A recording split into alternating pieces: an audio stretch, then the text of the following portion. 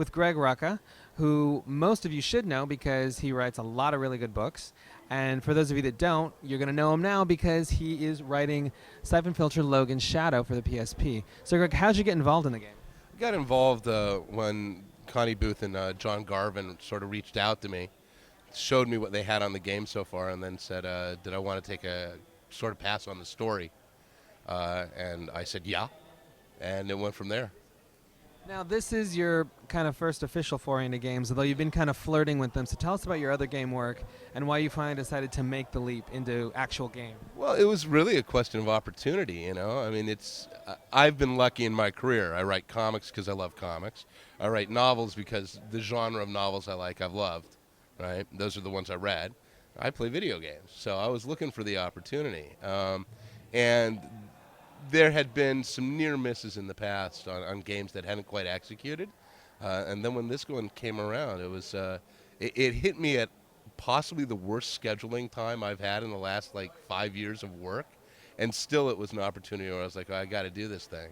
So it was very rewarding just on the, just being a part of that design and seeing how it is that you write a game around the needs of the game. You know, how you make the story work in the confines of what the game needs to be. As far as games go, I mean, you are very busy and you do many things that sort of intersect with the game world, but how much of a gamer are you? I don't know. How do you rate it? You know, on a scale of 1 to 10, maybe a 7. You know, I think every day of my life I am playing a video game or a game of some sort for some amount of time. But I've got 2 kids. And I've got deadlines. So, you know, that maybe I played for 15 minutes as opposed to I played for 4 hours like I used to way back in the days when I didn't have deadlines and didn't have kids. And so were you familiar with the Syphon Filter franchise when you got on? I wasn't actually familiar with Syphon Filter, but that was because I actually hadn't sprung for the PSP yet. So when they talked to me about it and they said, you know the games, I was like, no. And they said, well, we'll fix that. And they did. They sent me all this incredible material. And then, of course, I played through all the games. I read all. And Garvin had done just reams of work, you know, developing Logan's universe, the ancillary characters, everything about it. So it's very rich. You know, I was able to immerse myself very quickly in it. So what was it like writing a story that's to some degree interactive as opposed to something you have total control over? Well, I don't know. I mean, I think it's disingenuous to say it's interactive. The narrative of the game is the narrative of the game, and it's interactive in as much as if you fail the mission, you die, and you will play again until you complete the mission. You know what I mean? It was more important, I think, to me, and I think one of the things that John responded to was that the story matter, that it not be, oh no, a terrorist has a nuke, we must stop him story. Because we've played that story 1,000 times, and we pretty much know how that story ends. Either you stop the terrorist, and everybody lives happily ever after, or you don't, and, you know, Los Angeles is a smoking crater of glass. And since option 2 is not really a viable option for any major game studio at this point, unless they're going post-apocalyptic, you know you're going to end up with option 1. But like I said, there was all this incredible work. You know, there were all these games that had come before. And we had these ideas on who Gabe was and who Leanne was and who Teresa was, all these people that were in Logan's world. But we hadn't actually dealt with their relationships. And to me, that's what a story is about. There's emotional content. You have to feel something. It doesn't mean that, you know, you're going to play it and get weepy or choked up, but it means that you need to invest in it. And you don't have to be obligated to a huge investment, but you do need to be engaged in the story. You've got to care. And the way that you care is by caring about what the characters are doing and why they're doing it. And stopping a nuke is not a big enough reason, because that's not an emotional reason, if that makes sense. It's a great plot reason. Everybody understands the plot reason. If you don't do it, bad things will happen, right?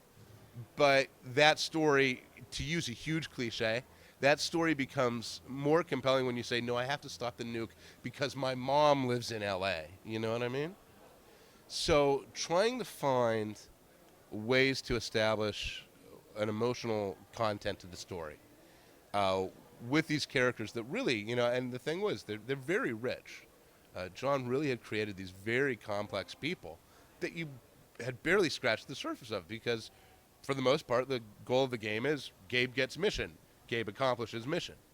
And during courses of mission, other emotional stuff develops. But the previous game to Logan Shadow, Dark Mirror, was probably the most character-heavy game they had done so far, which is, big spoiler for the game.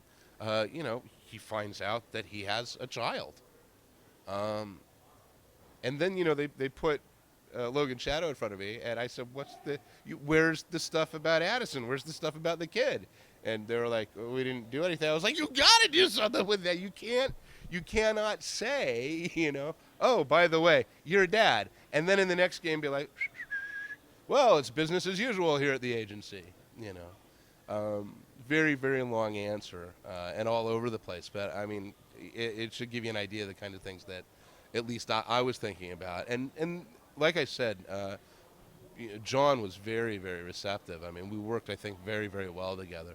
I've got great respect for him. I think he's very, very talented. You're also in a very unique position to comment on the position of writers in kind of these entertainment medias, because comics and games tend to be sort of not necessarily not respected, but they don't carry as much weight as I wrote a novel or I wrote a movie. So now we're seeing the graphics are coming to, much closer to real life than ever. We're seeing bigger talent being hired. What do you think about the writing? What do you think about the stories? I think they're getting there. I haven't played BioShock yet. I'm very much looking forward to it. I think BioShock may be the emotional crossover I've been waiting for. There have been moments where we've touched greatness that I've played, and I obviously haven't played every game. But, the new Tomb Raider game, it had a wonderfully emotionally resonant ending that catches you by surprise. And I thought, well, we need more of that. And just quality of writing across the board, very, very solid. You look at the writing in that game, it's witty, it's smart, it's consistent all the way through. I think that we're now in a place in the industry where it was easy at the start to say, well, the most important thing is the engine. The most important thing is how it's going to look. Because, frankly, that was probably quite valid. But like in Hollywood, writers were sort of, the bastard stepchild.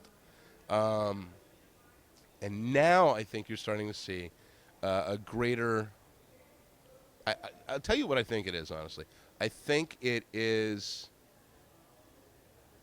video games like comics have suffered from... we love them, but we also kind of hate ourselves for loving them. Because there are all these people out there that either are or we think are sort of sneering at us and going, you're geeks and nerds, and we don't like that. And as we've sort of gotten our legs underneath us and said, you know what, this is legitimate. This is art. Or it has the potential to be art. Well, the second you do that, then you can start talking about the other things. Then you can start talking seriously about what the story's going to be. You can start talking seriously about what the writing needs to do. You can start talking about the art of the game in a very different way, rather in terms of what's going to be cool and what's going to be functional, but what is the desired, culminating effect here. And in the way that you write a novel, in the way that you write a comic, in the way that you make a movie, you can now start crafting to an end result. And we're nearly there. I mean, like I said, I haven't played everything, but I've seen enough games come really close that I think we're on the cusp of having interactive theater in a very different way, which might be a way to put it, or interactive drama, maybe. And that doesn't mean every game's got to make you cry or laugh or whatnot, but excuse me. But I think that there are games you play because you don't care. It's hard to get emotionally involved in Bejeweled. You know what I mean? But those games that you're going to care about, are the games that you're going to go back to and play again and again. And there are games, I just dug out the Fallout series.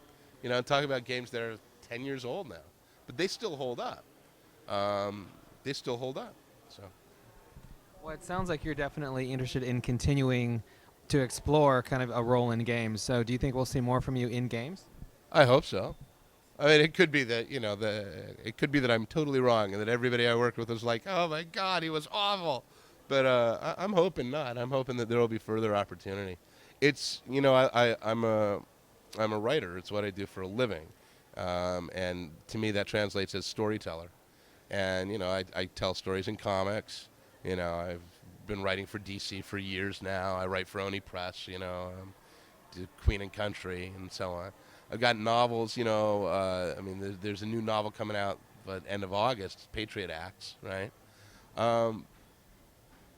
I think of myself as a storyteller first and foremost, and different stories are going to be better told in different mediums. Comics can tell a kind of story that novels can't. Video games can tell a kind of story that movies can't, that novels can't. I really believe that. And I want to be there for that. I want to be a part of that. Sweet. Well, we definitely look forward to seeing what you wind up with next. All right. Well, that's it with Greg Rucka. Thank you, sir. And we will bring more from the comic pack show floor very soon.